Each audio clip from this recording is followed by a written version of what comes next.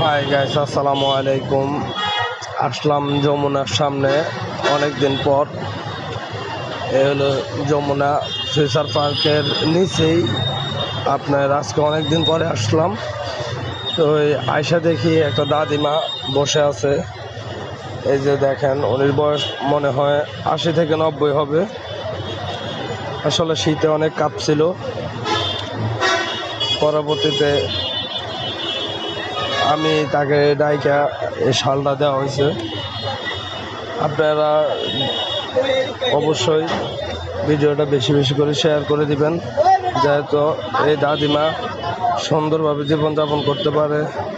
এই দাদিমার খুবই অবস্থা খারাপ, অনেক বয়স হয়েছে দাদিমার। এখানে আসলে আমরা তো অনেক মানুষ অনেকভাবে ইনকাম করি, কিন্তু আসলে দেখেন এই দাদিমার ইনকামের কোনো রাস্তাই নেই। আপনারা যদি ভিডিওটা বেশি বেশি করে শেয়ার করে দেন, এই দাদিমার কোনো না কোনো একটা উপায় হবে ইনশাল্লাহ। আপনারা সবাই এই দাদিমার জন্য দোয়া করবেন।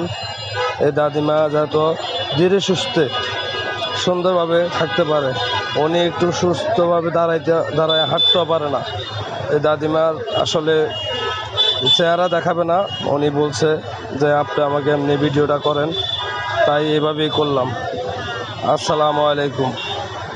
তোমাকে দেশ কই? হ্যাঁ, গফুরগাঁও। এখানে তোমার আর কেউ নাই? আছে? তোমাকে বাসা বাড়ি আছে? এনো খানা দানা খাইছ? খাওয়া দাওয়া খাইছ?